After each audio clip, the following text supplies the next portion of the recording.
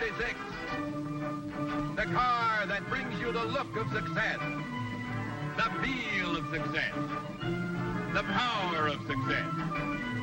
The car born of success to challenge the future. Dodge and the Dodge Dealers of America presents the winners of the Academy of Television Arts and Sciences Award.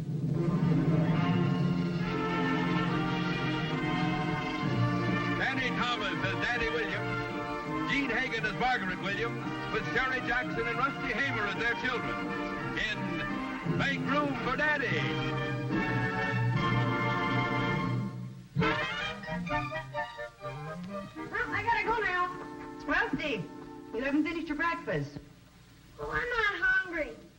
Besides, I gotta get off to school. You've got a half hour before you're due at school. Well, I just like to hang around the school building. It inspires me.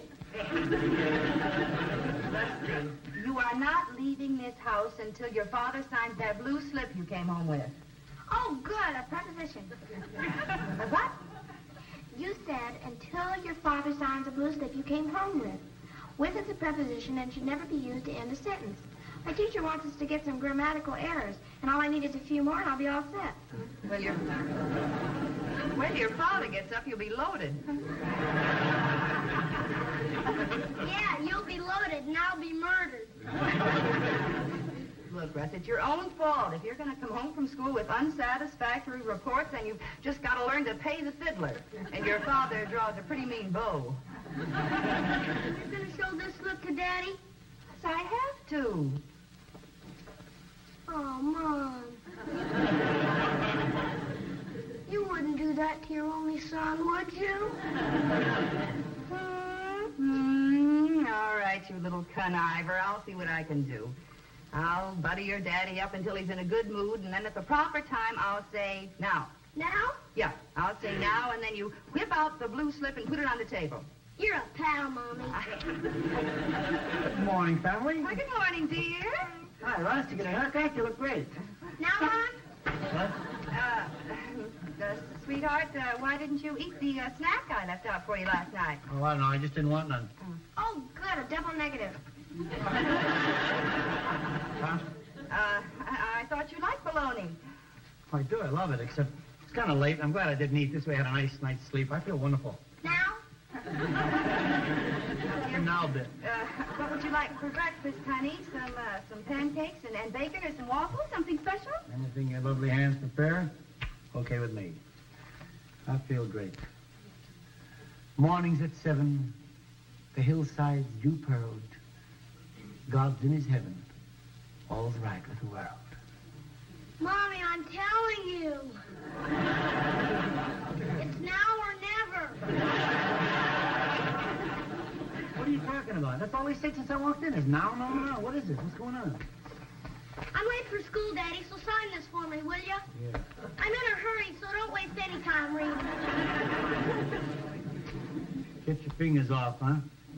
I got a feeling somebody's trying to railroad me into something. I can just smell it. You don't have to smell it, Daddy. Just sign it. Notify you that Russell's work in history is unsatisfactory. How come it's unsatisfactory? We had a tough test. Tough? Yeah, stuff like who's the mayor of New York? That's supposed to be tough. Anybody knows that. Stop anybody in the street. Ask a 5-year-old child to tell you who's the mayor of New York. In 1756? See, honey, it was a tough test. Hold on and look it up like the rest of the kids. I'll tell you why, because he's a wise guy. Of all the aggravating things a person can be, that's what my son is. Oh, wonderful. A dangling participle. All right, Terry, that's enough of that, dear. Unsatisfactory. Doesn't matter what we do for this kid. I mean, nothing helps. I don't know what to really say. Split infinitive and a beaut. What's going on here? What are you hocking me with dangling infinitives and split particles? Daddy, you made a grammatical error. You should have said, I really don't know what to say. Now, look, Terry, this is neither the time nor the place for you to do your homework. If I don't get it done, you yell at me, and if I try to get it done, you yell at me. I told you I don't want you reading at the table. Well, you never say anything when Daddy reads his newspaper. Daddy's different. He's the breadwinner of the family. All right, I'll get a job. Look here, young lady, I don't want you talking that way. Well, what's the matter with the way I talk? At least I don't dangle participles and split infinitives. One more crack about my English, and I'm going to dangle my belt right across your double negative.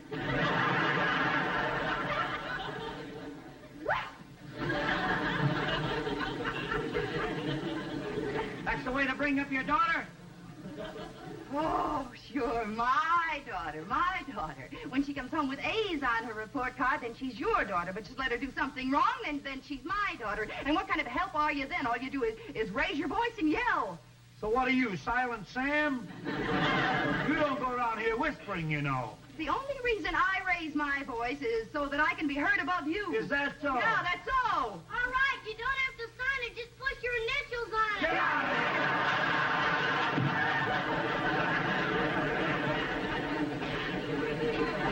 This family's getting completely out of hand. Look, why don't you just lower your voice and sign it so that Rusty can get to school? Here, you sign it. They don't want my signature. They want yours. Forge it!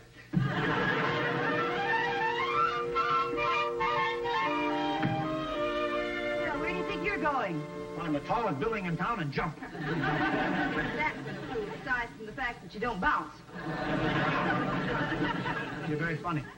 You're a very funny woman. You really are. I don't know why I spend money on comedy material. I should let you write my jokes. Never mind. Don't do that. Why not? You just want me to lose the argument. Precisely.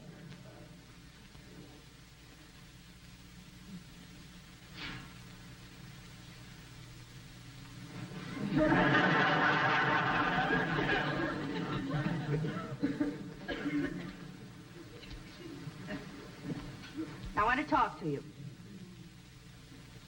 Oh, honey, now cut it out. Come on, sit down. Now, there we are. Now, look, sweetheart, I've got to talk to you. About what? About Terry and Rusty. What about him? Look, do you honestly think that the proper way to bring up children is to roar at them like an angry lion? I don't know. The way they roar back at me, I'm like a cocker spaniel. No wonder we haven't been evicted. We're certainly the loudest family in the whole building.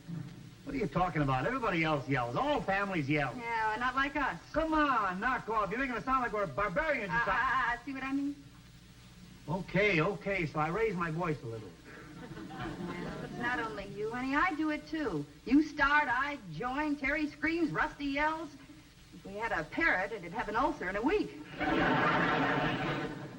What are you supposed to do when your kids get out of line? Pelt them with rose petals? No, but you don't have to clobber them with cobblestones. What do I do? My son comes home with an unsatisfactory mark from school. What do I say? Russell, I'm sorry your teacher doesn't appreciate your sterling qualities? My daughter makes fun of me like I'm an ignoramus or something. What am I supposed to say? Oh, Terry, dear, I'm so sorry about my dangling participles. I'll go to night school and study English. We don't have to go that far, but we ought to learn to keep our voices down. Okay, so I'll keep my voice down. It isn't only the yelling, it's other things, too. I mean, we ought to stop threatening them with punishments for every little thing that they do. Okay, I'll stop threatening them. Oh, when you say it like that, I know you don't mean it. I mean it. What do you want to do, post a bond? No, I don't want you to post a bond. I just want you to promise me that from now on, you will speak to the children in a gentle, considerate tone of voice. Honestly, sweetheart, just try it for a while. You'll see that it'll create a whole new atmosphere. It'll be much better for the children. Now on, I'll be sweet as pumpkin pie. Good. With whipped cream on top. Wonderful. Cherry on top of that. And a dill pickle yet. Oh, you're making me sick. What about you? You do pretty good in the screaming department yourself, you know. Same thing goes for me. Same promise. Without the dill pickle on the top. It's a deal. It's a deal. No more screaming and hollering and no more threatening to punish. Right. From now on, all is courtesy and kindness in this house. Shall we practice? Practice? Okay. Yes, let's. Okay. Quiet.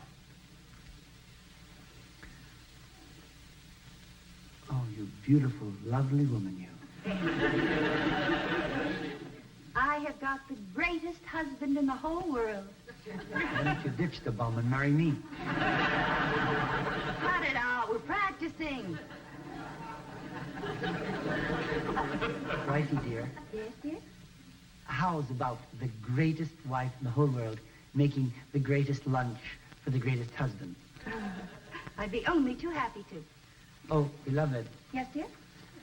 I forgot to mention it, but I won't be coming home after work tonight. Ooh. I'm going to play cards with the boys in the orchestra. Is it all right? All right. Well, of course, darling. I hope you have a very enjoyable time. Thank you, my dear. And while I think of it, dear, I've just decided to go window shopping today, so I won't be able to fix your lunch. You'll just have to open a can of something. I hope you don't mind. Oh, not at all. Not at all. I wouldn't think of inconveniencing you.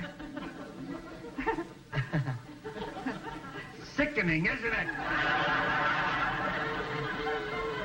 Yeah, it's sickening, but we're going to go through with it.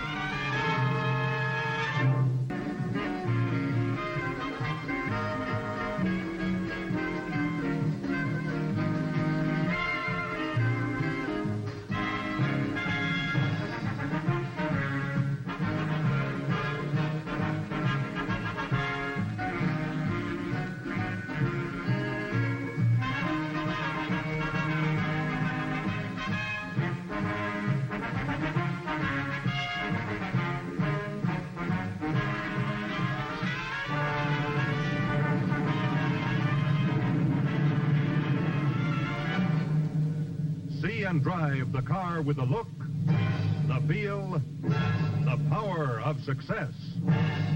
The 56 Dodge, value leader of the forward look.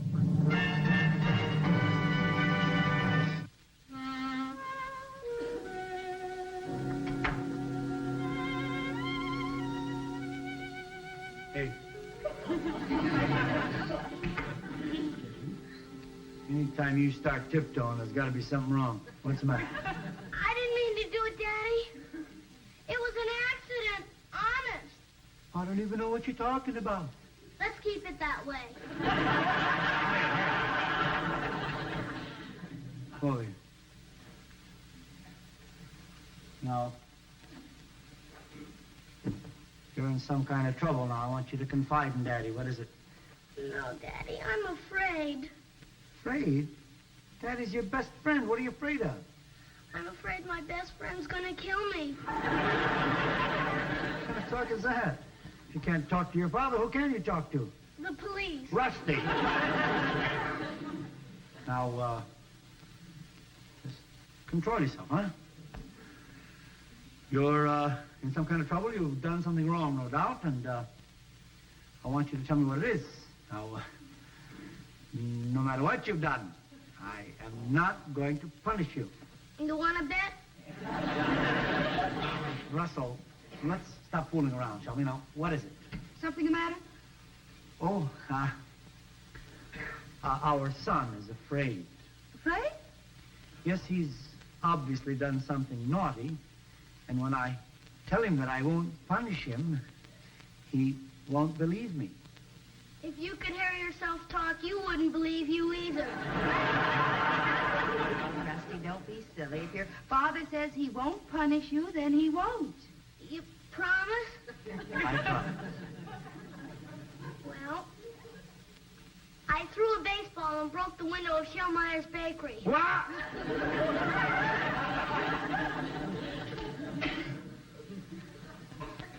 La la la la.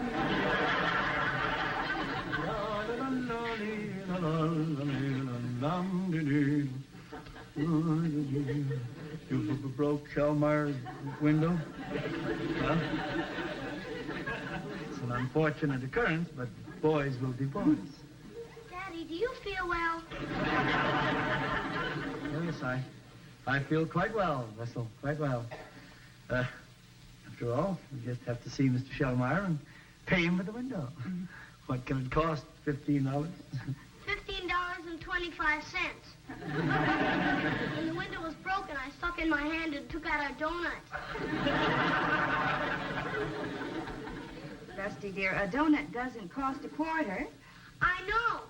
But when I was taking the donut, my hand got stuck in a chocolate eclair. And you took the eclair? Mommy told us wherever we touch, we have to eat. You fret about it. I'll take care of the whole thing. Now, you see, honey, that wasn't so bad. Now, what were you afraid of? I was afraid Daddy'd scream his head off. Like he always does. No, I don't know why you should think that, son. Rarely ever screamed. Daddy, are you sure you feel well? Yes, I feel quite well, thank you. Are you sure you don't want to punish me? No, it's the farthest thing from my mind, Russell. Well, in that case, I'm going to have a black eye tomorrow. Hmm? A black eye? What do you mean? Well, I'll go to school tomorrow, and I'll tell Jimmy about the whole thing. He'll say I'm a liar. I'll have to fight him, and he'll give me a black eye like he always does.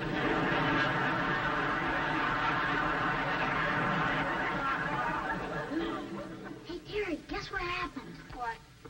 Mommy and Daddy have lost their marbles. Rusty, would you please tell me what you're talking about? Have you done anything wrong lately? Rusty, you're not making sense.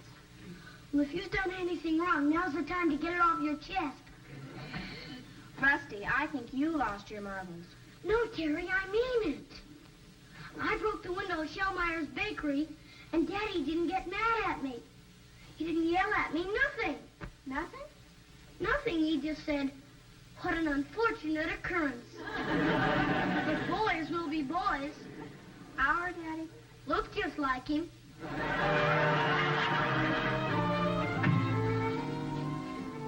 Hello, Mommy. Hello, dear. Hello, Daddy. Hello, dear. Isn't it terrible about Rusty breaking Showmeyer's window? Terrible? Well, you know, boys will be boys. I bet you were very furious. Furious? What for? Yes, well, it was just an unfortunate episode. Well, isn't that a coincidence? Because I had an unfortunate episode, too. You did, dear? Yes, I was waiting for a more opportune time to tell you, but I don't think it's going to get any more opportune than this. What is it, dear? Well, you know that bottle of devastating perfume Daddy brought you back from Paris? Terry, you didn't!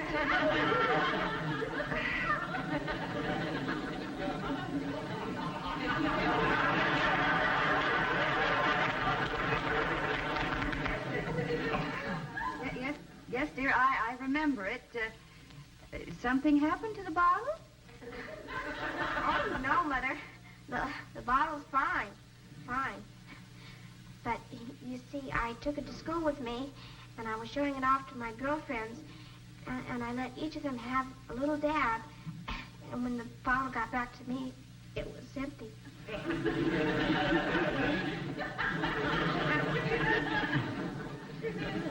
You're so lucky to have so many friends.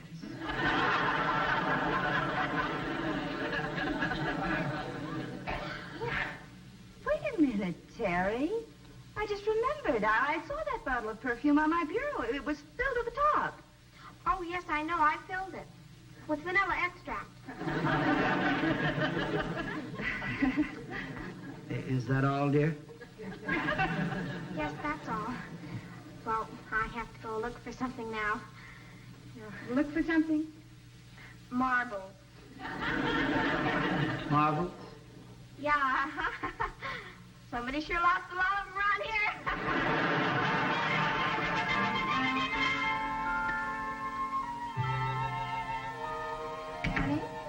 Honey, what happened to your golf shoes? They're all wet.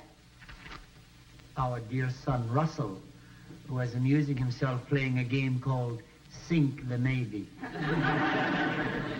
Those are two battleships. They were both sunk.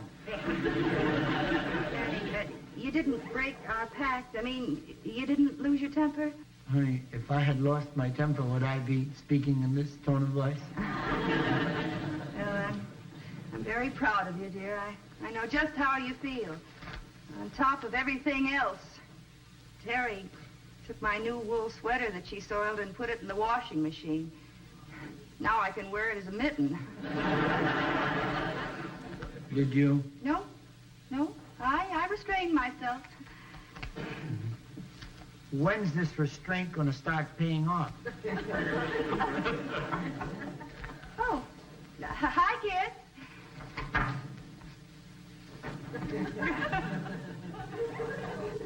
Children, if you drop your clothes on the floor that way, you're going to get them all soiled.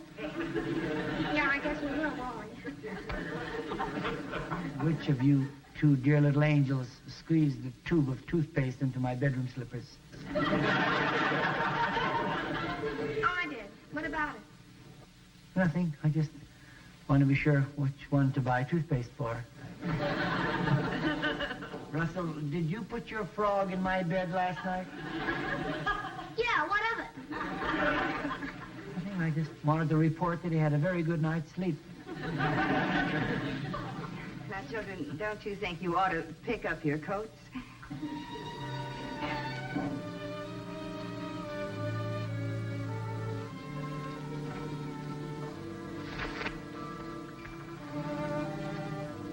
You know something, baby? What? I got a strange feeling our children don't love us anymore. Well, Rusty, it's no use. They just don't love us. Just don't care anymore. But gosh, Terry, why should they stop caring all of a sudden? They loved us up until now. Well, who can figure parents?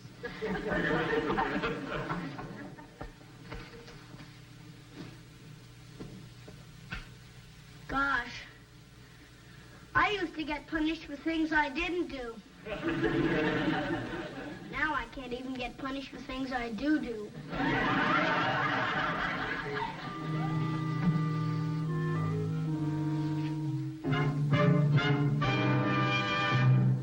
And now a word from our alternate sponsor, Pell Mell Famous Cigarettes. Reward yourself.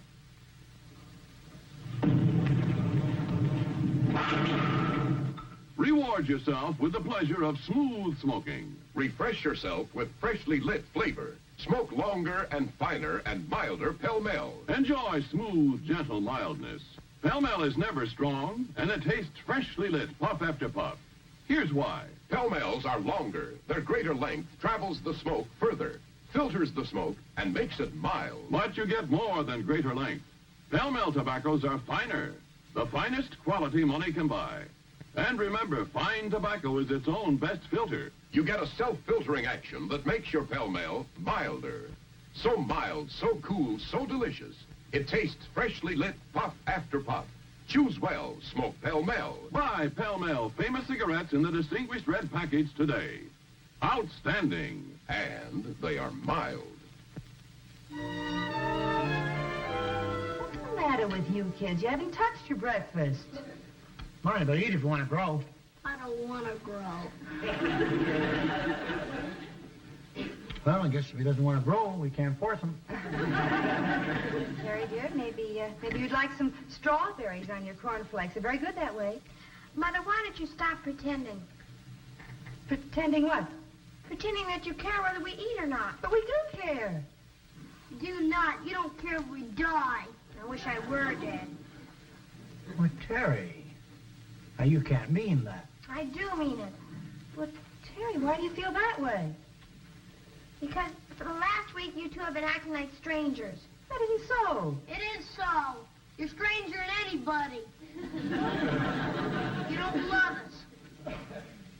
We don't love you. That's right. You don't love us. Why, for the past week, you've just been acting completely indifferent toward us. Why, no matter what we did, you just ignore us. Well, if I said I was going down to Times Square to play in traffic, you'd probably say, all right, Terry, but try not to be late for dinner. Terry, how did you get that impression? I think, I know how she got that impression, dear. You do? Yeah. From your verstunken idea.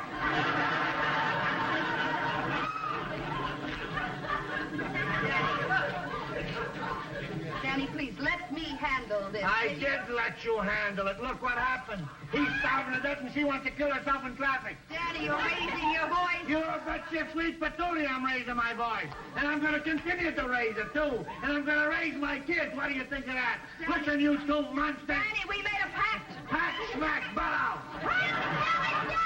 I'll tell her and how. I said butt out, butt out. I will not butt out, butt out. Now who's raising her voice? I have to raise my voice so that I can be heard above you. Is that so? Yeah, it's so. You and your ideas. Go on, go ahead. Keep your voice down. Make the house nice and cheerful. And don't threaten the children. Where'd you get that deal from? One of those silly books you read? I learn more from those silly books I read than you learn in those songs you play in. Don't knock the saloons, kid. We eat from the saloons. The saloons pay the rent. Oh, yeah? Oh, yeah. Aren't these cornflakes delicious, sister? They sure are, Brother dear. Have strawberries, will you please? Now you two listen to me. I'm speaking. Pay attention. Young man, for breaking Shellmeyer's window, you will get no allowance for the next month. Okay, Dad. And for being so generous with my perfume, you will receive no allowance for 1 month. All right, Mommy. For boiling my golf shoes, you'll caddy for me for the next 3 Saturdays. Yes, sir. And for shrinking my sweater, no television for 1 week. Yes, Mommy. And for throwing your All coat... right already. You don't have to love us that much.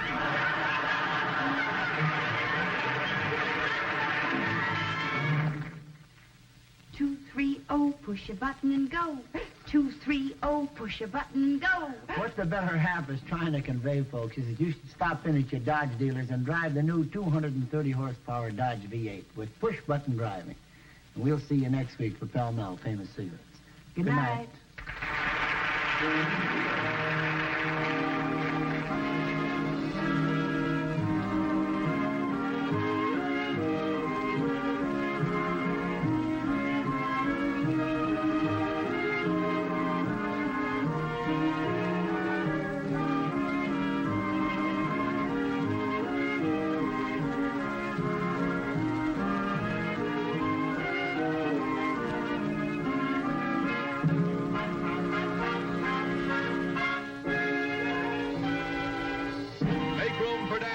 Brought to you by Pell Mell Famous Cigarettes and the dependable Dodge dealer in your neighborhood.